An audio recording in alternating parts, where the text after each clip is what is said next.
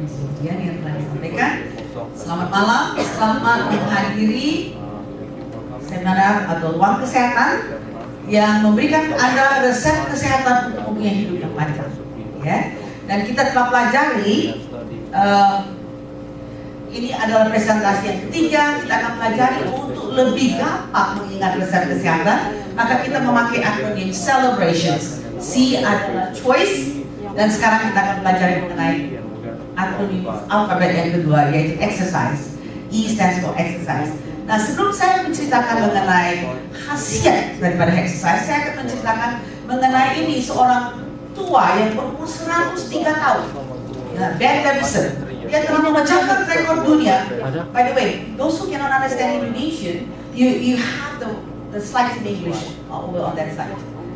Ben Levinson umur 103 tahun memecahkan rekor dunia untuk pelemparan bola bagi pria yang berumur di atas 100 tahun.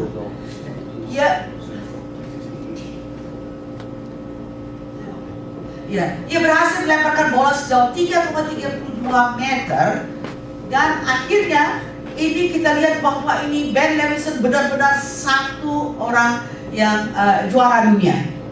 Anda pikir dia adalah sebenarnya orang yang selalu berolahraga? Tidak.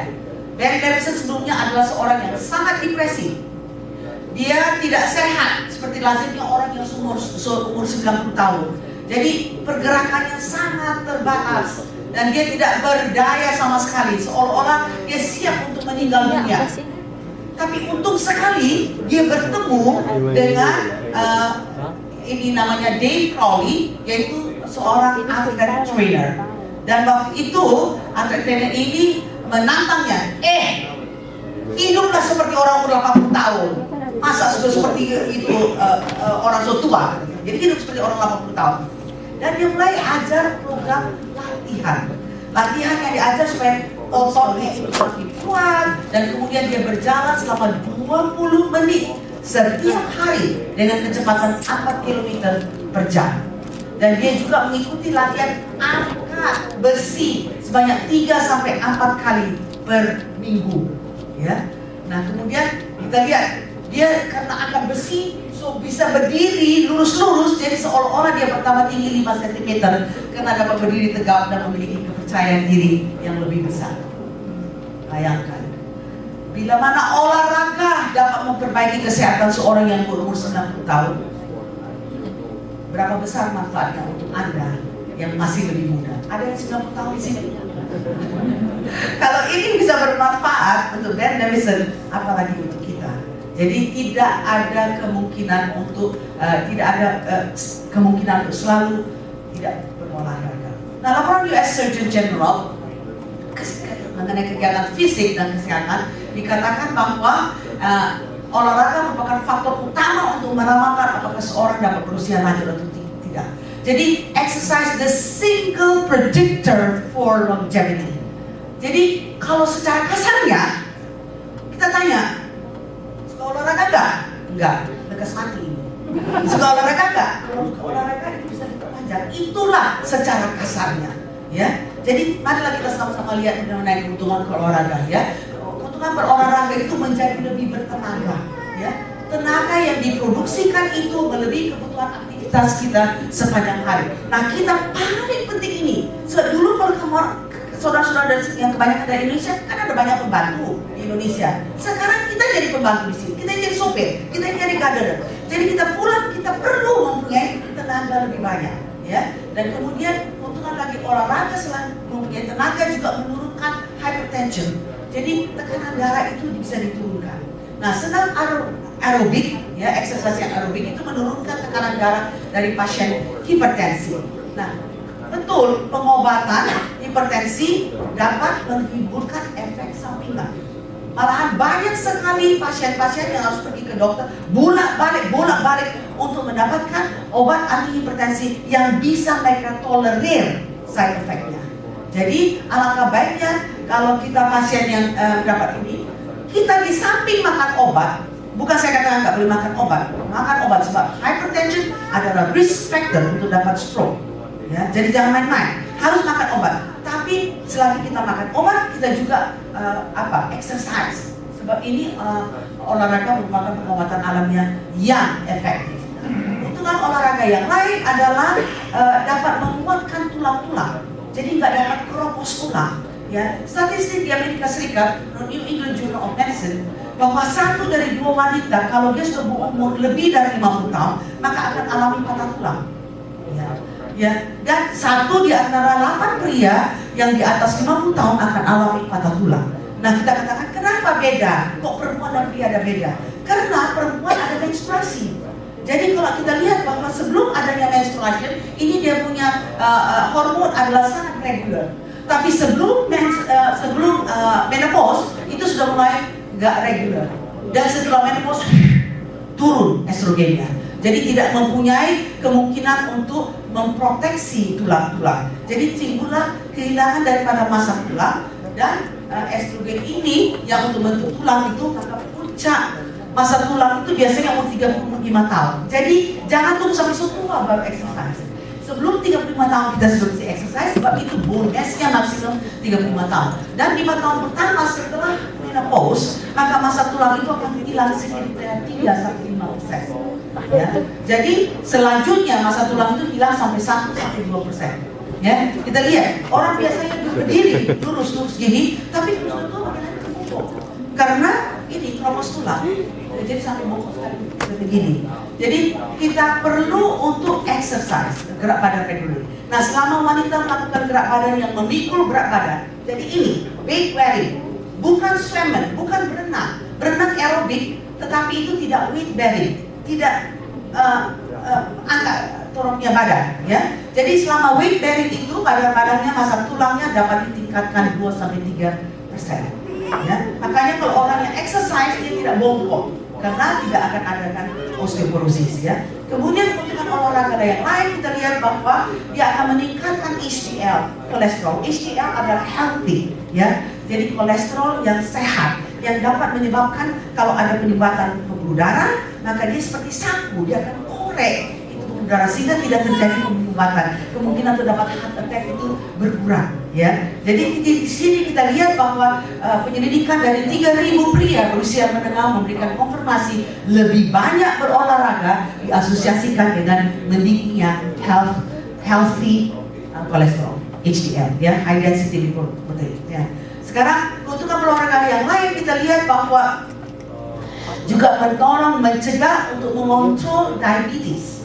Sebab kalau kita olahraga maka lemak itu akan berkurang. Lemak itu berkurang maka lemak yang menutupi reseptor untuk insulin juga akan berkurang. Sehingga insulin bisa masuk ke dalam kita punya sel-sel dan tidak akan terjadi kadar gula yang tinggi.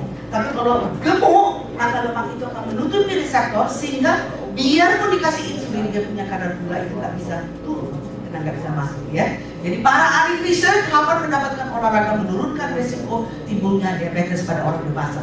Nah, kemudian kita lihat juga di samping menurunkan kolesterol dan mengontrol diabetes juga menurunkan risiko terjadinya kanker-kanker yang tertentu. Jadi kita lihat bagaimana kalau olahraga itu akan menghasilkan endorfin. Kita sudah pelajari pada malam pertama kalau kita ketawa terbahak-bahak, ingat kita akan menghasilkan endorfin. Nah, endorfin ini adalah zat yang sama yang dikeluarkan kalau kita exercise, ya. Jadi kalau kita exercise keluar endorfin, kita exercise dengan hati yang gembira. Kalau kita exercise, ini Catherine yang suruh saya exercise, jadi mau dah keluar endorfin. Jadi mesti exercise dengan senang-senang maka double dia itu. 2 kali lipat. Nah, endorfin ini kita tahu memberikan perasaan yang enak sebab tidak akan rasa sakit dan juga menghilangkan rasa sakit yang lebih hebat dari morfin. Morfin harus dibeli, ini hanya dengan ketawa terbahak-bahak, dengan exercise sudah dapat hilang rasa sakit. Dan menambahkan aktivitas sel NK. Sel NK itu natural killer cell. Itu adalah subset dari sel darah putih. Jadi itu darah putih kalau dia lihat ada kanker, sel kanker kena itu memakan 10 tahun untuk kanker baru bisa bertumbuh. Jadi kalau dia lihat ada sel kanker itu terus langsung dia makan. Itu natural killer cell. Jadi dia makan sehingga dia punya aktivitas hanya 1 picogram, 1/3 gram daripada endorfin. Itu akan menambahkan aktivitas sel natural killer cell terhadap tumor sebesar 42%. Jadi itulah kita bisa lihat bagaimana keuntungan daripada berolahraga, ya, dan juga berolahraga dengan hati yang gembira. Ya. Kemudian kita juga meningkatkan kualitas hidup. Ini di kualitas hidup yang penting yang diperoleh akibat berolahraga menurut National Institute of Health adalah kesehatan mental lebih baik, berkurangnya stres, berkurangnya kecemasan dan depresi. Kita lihat selain dari itu, keuntungan olahraga adalah meningkatkan kualitas hidup, juga mengurangi gejala Alzheimer. Ya, pasien Alzheimer ini ada satu penyelidikan yang dilakukan di Finland, laporkan dalam Journal of American Geriatrics, bahwa 40% orang yang menjalani program olahraga berjalan secara teratur mengalami kemajuan yang berarti dalam ketangkasan komunikasi bagi pasien Alzheimer. Tetapi kalau pasien Alzheimer itu mereka bagi dalam dua kelompok. Satu lagi dia bilang, oh nggak usah exercise, hanya komunikasi, kita ajar mereka untuk berbicara. Ternyata yang diberikan latihan pelajaran untuk berbicara tidak menunjukkan perbaikan yang berarti. Jadi kalau Anda ada opa yang Alzheimer di rumah, suruh gerak badan, jalan, ya, itu yang paling penting. Nah, jenis olahraga secara umum bisa secara aerobik, bisa dikatakan untuk meregangkan, ya, kemudian juga bangun atau menguatkan otot-otot. Tetapi yang paling penting adalah dari semuanya adalah kebugaran aerobik, ya, itu yang direkomendasikan. Jadi menurut pedoman olahraga yang dikeluarkan United States Department of Health and Human Services pada tahun 2008 menyatakan olahraga 7 jam per minggu menurunkan risiko meninggal dini sebanyak 40% dibandingkan dengan olahraga kurang dari 30 menit per minggu. Artinya hampir nggak berolahraga, hanya duduk aja. Ya, jadi kalau kita bisa jalan 1 jam satu hari itu bagus. Tetapi biarpun nggak jalan 1 hari, tapi yang berolahraga dengan intensitas sedang selama 2,5 jam per minggu, artinya setengah jam tiap hari, itu pun sudah banyak, sudah ada keuntungannya. Cuma kalau mau lebih bagus keuntungan 1 jam. Ya. Nah, dulu kita ingat Dr. Kenneth Cooper katakan bahwa kita harus promosikan olahraga itu dengan usilah. Pernah kita dengar no pain, no gain. Ya, jadi mesti olahraga sampai itu katanya baru beruntung.